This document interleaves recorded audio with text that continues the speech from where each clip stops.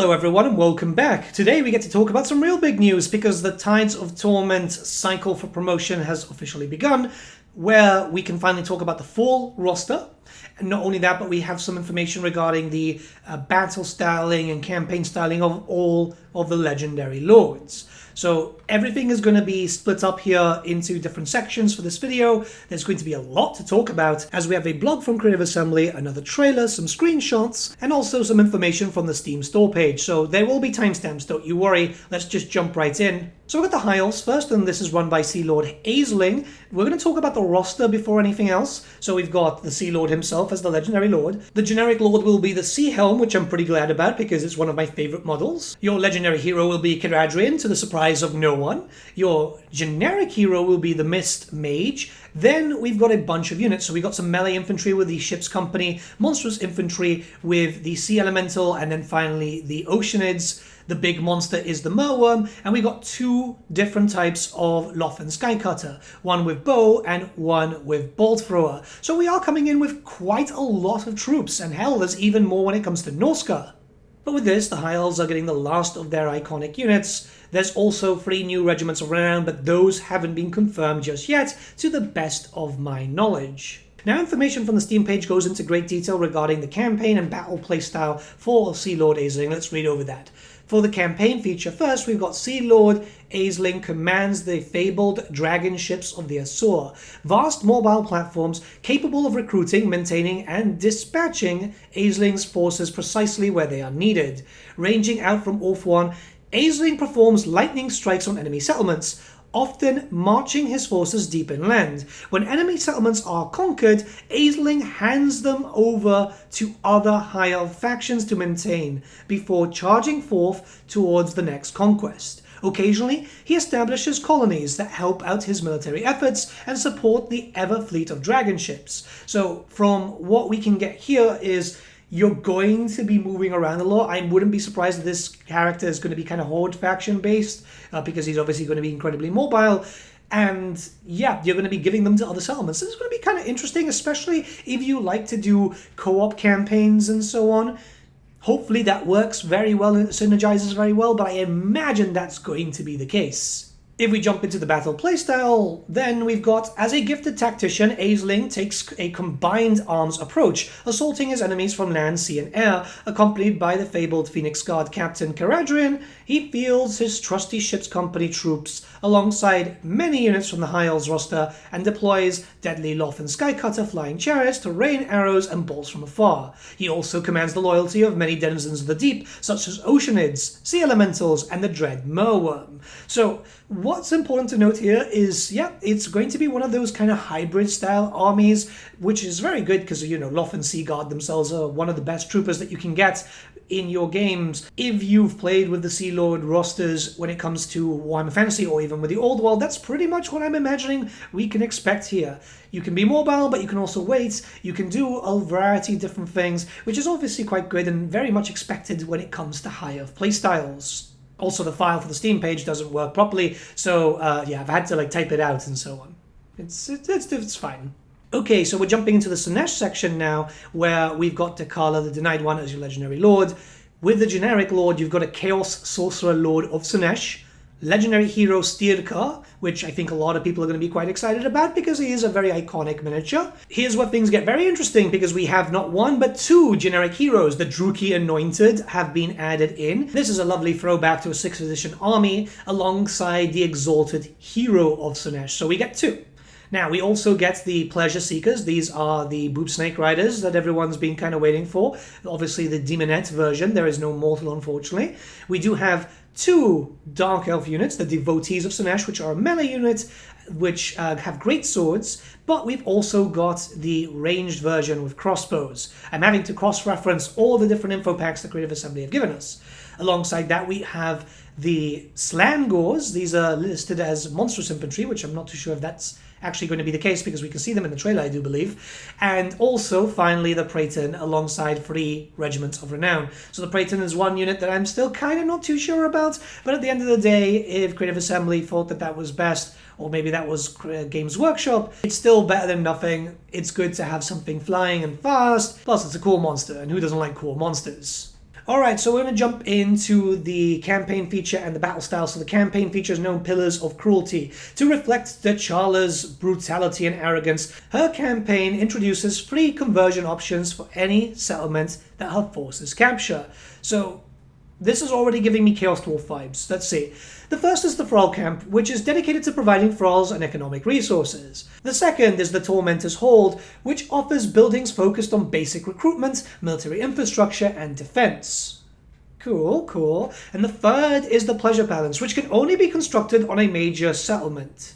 The Pleasure Palace requires a significant number of thralls to build, but offers advanced recruitment and economy buildings. Okay, so this is already sounding very similar to that of the Chaos Dwarf. That's going to be very, very interesting. If it's something very, very structured, I imagine people are going to be quite happy, considering that the Chaos Dwarf DLC is one of the most structured that we've had, and it was very, very well thought out. If Creative Assembly are going into great detail for this, then I'm going to have to say thank you to them, because every other setting and every other dev ignores SLAANESH. So let's talk about the battle playstyle. It goes over a little bit of the roster, of course. DECHALA is not a general who commands from the rear. Hey. She is a force of exultant destruction on the battlefield and is often found where fighting is thickest. Wielding a sword in each of her 6 arms, her serpentine form becomes a whirling dance of death. DECHALA commands an army of decadent destruction, composed of a retinue of devotees, pleasure seekers, and accompanied by monstrous Slangors. Are they just going to be larger then? That's very interesting that they're called monstrous, right? Champions of SLAANESH, which we've seen multiple times, and the dreaded Praeton. But I think this is the one everyone's been waiting for, the NORSCA roster, which is incredibly large. A lot of unit variants, but it kind of makes sense here. So the legendary lord is SAYL the Faithless, as you can imagine. The generic lord is the great shaman sorcerer, so a spellcaster for NORSCA finally. The legendary hero is Bertsche. I think everyone kind of expected that so far. The hero, as we are aware, is the Thamir Noble. Now, we're going to jump into the generic units, and you will notice that there is a lot, and I mean a lot, of unit variants. Ultimately, I do think that this is for the best. So we got 2 Marauder Bearmen, one with great axes and one with axe and shield. So I imagine that they're going to be like the halfway point between Marauder champions and the basic Marauders. Ultimately, Bearmen of Urslo, I think a lot of people like those. You'd be surprised how many people own those old school models from back in the day. This is where I got really excited, however. We are getting Kurgans. Interestingly enough, no bows as far as I can see. There's only 2 different types, but we have Kurgans with dual weapons and also with great weapons, which are going to be shock cavalry. I really hope they look very different to standard Marauder Horsemen, or at least having their own flair, because I think it's quite important for the Kurgans to have their own identity. But finally, we're getting troops that are not just Norskans. I still think that NORSCA should be renamed, but I'm assuming that that's a Games Workshop issue. Now, when we go to the Cursed Etin, I was really, really surprised to see that we're getting 2. So there is the normal Cursed Etin, which I imagine is going to be very focused on melee and so on, but there is the Runecaller, and the Runecaller is usually seen as a bit of a spellcaster, buffer, debuffer type from the tabletop, so it's good that we're getting 2 there. We're also getting the Chimera, which we've seen many times already before, alongside possibly the biggest not surprise anymore, considering that Rich put a Dreadmore on the table a while back. But yes, the Dreadmore is going to be available for NORSCA, which, yeah, took me by surprise, but hey, and I think that's actually kind of cool. We've got 4 new regiments around over here also, so NORSCA is going to get a lot of content. I think they have been in desperate need of content for a while, so I think that this is going to be ultimately a very good thing, if the DLC is good, of course. So we got some campaign features and also battle playstyle details. Dark Ritual. Ever thirsty to magnify his sorcerer's strength, SAYL strives to enact a great ritual. To do this, he must construct chaos altars, allowing him to channel great arcane power. Through enacting rituals, he'll face many battles, events, and dilemmas in his quest for supreme power, including his greatest challenge, if he is to claim the ultimate prize. I do wonder if they're going to do like a little bit of throwback with Tamokan. That would be kind of cool. But yeah, he's a sorcerer, he does this all the time. I do wonder if he's going to like backstab people and so on. There must be some sort of element of that there, right? Because that's like what he's known for. But yeah, then we've got the battle playstyle, so SAYL may prefer manipulating enemies into open warfare, but he is eminently prepared for it when the need arises. A powerful dual-school spellcaster in his own right, he commands heavily armored marauder bearmen as he lights up the battlefield with arcane magic. SAYL also calls upon a host of gruesome monsters to aid him in battle, such as the hideous cursed Etin, the Chimera, and the terrifying Dreadmaw. I've just realized, yeah, it looks like Nightmaw is just going to be a summoner ability. That's what they said prior, and it looks like that hasn't changed, which is a bit of a shame, but yeah. So, quick mock-up of comparison here. It does look like NORSCA is going to get the most, which kind of makes sense in terms of units, but then we do have quite a decent amount of characters for SLAANESH alongside, naturally, a lot of unique things, I guess, with the High Elves. It does look like it's going to be a fairly stacked DLC, and we still haven't gotten to talk about the FLC lore just yet, but this kind of interesting, honestly. I think this is definitely larger than Omens. I think this is larger than Thrones too, in terms of like units and characters being added in. Well, mind you, they delayed how many times now, so I guess they've had a lot of time to create content. I know some people are likely going to complain about like, oh, shock cavalry with Kurgan horsemen, like there's too many variants in there, but I think it's going to be a good thing. Like, I'm looking at the rosters like this, and I think, yeah, like, this sounds promising. We're going to have to wait and see them in the flesh properly and so on, but so far, so good, I guess. Then obviously we do have free content, which is the Mask of SLAANESH, and yep, I was right. We couldn't see in the previous trailer thing because it was just very low quality, but she looks like the original metal model, which makes me incredibly, incredibly happy. It's weird that she's in the side there and basically the Champions of SLAANESH at the front, which is like, you know, the discount Vandred the Majestic, but I'm so happy that it's like not the new version. I know some people like the new version of the Mask of SLAANESH more, but this takes me back to a long time ago, man, finishing school, going up to the Warhammer Club, playing with my Demons of SLAANESH. This is great. This is great. I'm really, really happy. So let's read over the detail here, right?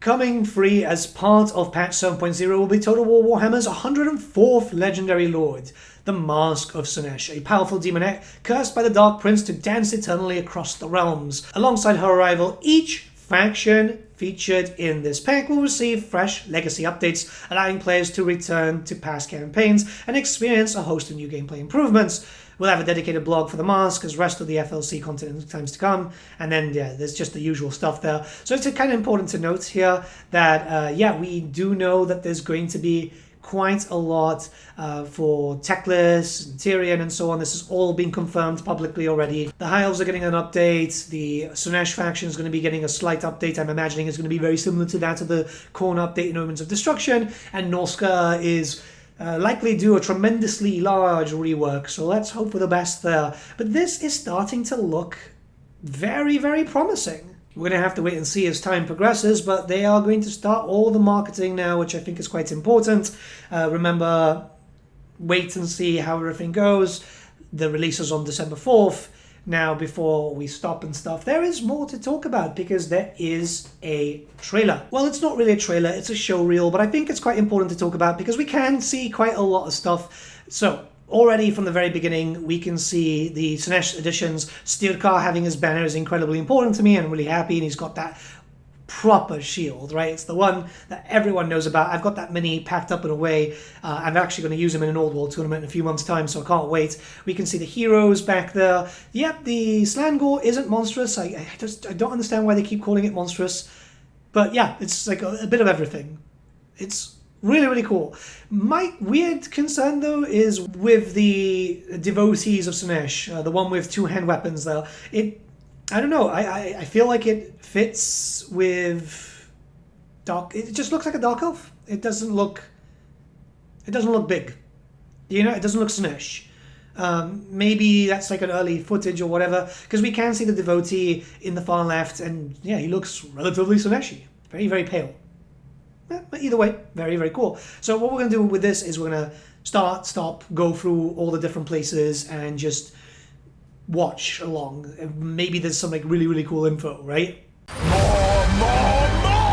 Oh, good. The Sea Lord has the trident. I was really concerned. I don't know why I was concerned, but a lot of people use them with blades too and so on, but I'm really happy about that. All the units look quite large. This is basically just like the scaling stuff.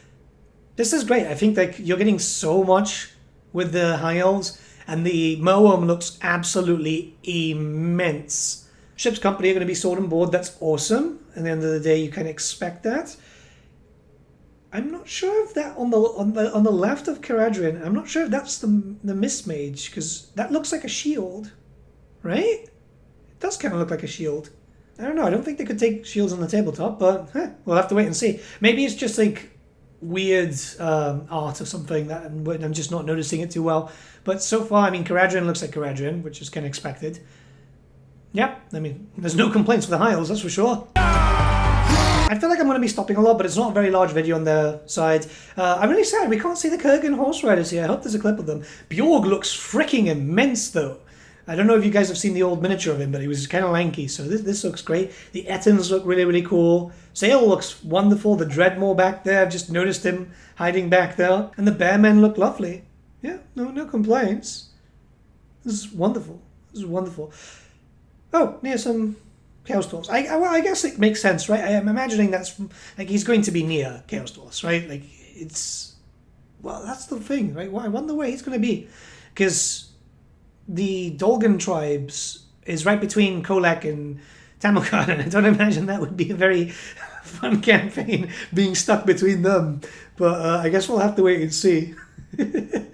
Decadence, duty, deception.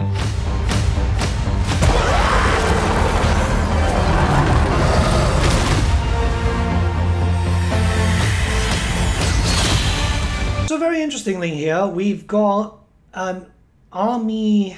We don't know how many turns this is. I don't imagine that the devotees or the Strangles are going to be very high tier units. This is fighting Zhao Ming's force, right? Looks like the banner colors. So maybe starting near Cafe? Because this is a minor settlement, right? I don't know if this is a custom battle or if it is a campaign battle. But I guess because it's a 20 stack. Yeah, this is likely a campaign battle. But then again, the heroes, so we can see Stirkar, the Dechala and the Shugengan over there have level 6. Maybe it's just a custom battle for the purpose of showcasing. I don't know, it's very odd, isn't it?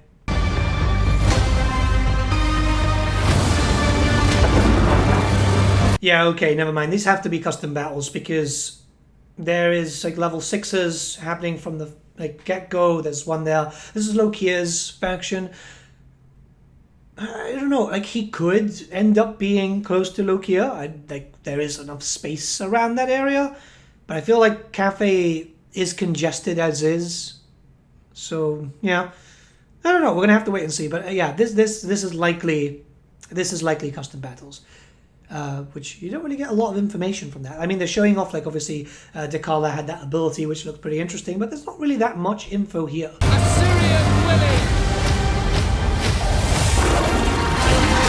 Could I beat a Sea Elemental in a fight? So Nightmare isn't even a summon, he's a wind ability. I don't like that. So far, I think that's the only thing I don't like, and we can see now that SAYL gets a chariot mount. I'm assuming a mammoth too, because that's what he's known for, by the way. Like, if you've read through the Tamokan book, the mammoths are mostly coming from him. But yeah, I don't like a wind spell for Nightmare. It's literally one of the most unique looking Chaos Spawn models we've ever had. I don't know. Bjorg's unit card looks amazing though. Big fan, big fan. It's a Sea Elemental.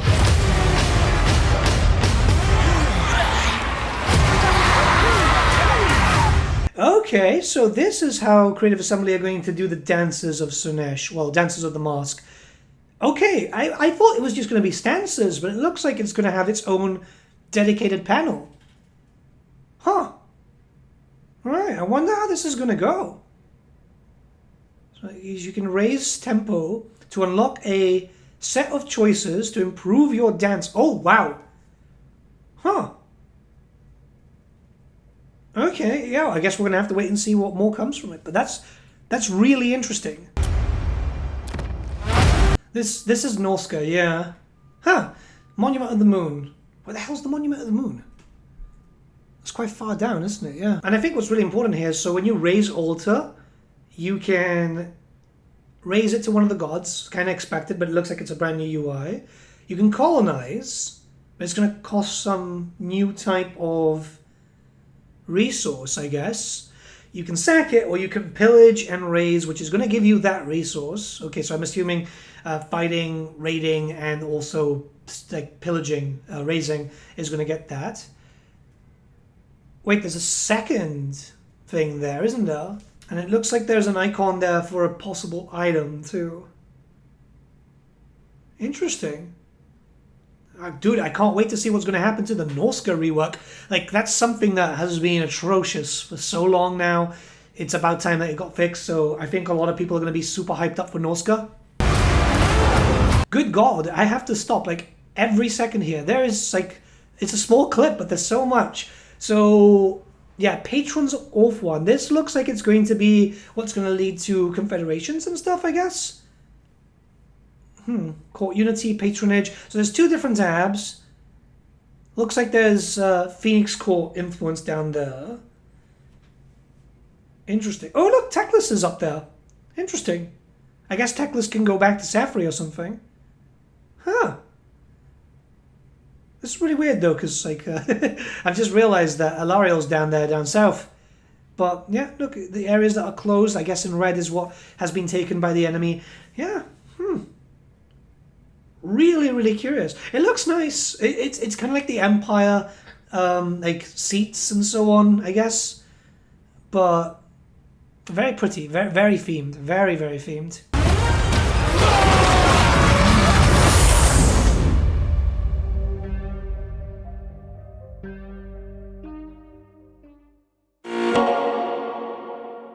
Alright, so there's a bunch of screenshots. I'm going to talk over this. I mean, everything looks good so far, and it does look like there's a lot of information coming, which, you know, ultimately, you know, there hasn't been a lot for a while. It looks like Creative Assembly are going to start hitting it hard now, and they say that they've got loads of plans to do showcases and so on. Hopefully this means that things are going to start really, really pushing up. I'm impressed with the roster so far. I haven't been able to play, but the idea here is there's a lot of units, and I think that's really important. NORSCA desperately needed a lot. High Elves needed to be completed. SLAANESH needed a lot of help. I do wonder where these units are going to go back and forth, like what units are going to be available for the Warriors of Chaos, the Beastmen, anyone else, because there's so much potential on back and forth here. I think the biggest thing I'm mostly curious about is the Norskans. I think I'm a big SLAANESH fan, right? I'm one of the biggest SLAANESH fans out there, but I feel like this DLC is likely going to have to be very centered around NORSCA, because it's been so long, close to 10 years at this point, which is really weird to think about. Oh my god. So we're going to have to wait and see. But yeah, let me know what you guys think in the comments below. Let's start a bit of a discussion. I know there's going to be a lot of people curious about this, and I am pretty damn curious too. But hey, it's about time that we're getting new content given the really strange year that we've had. Have a good one, guys. See you all very soon.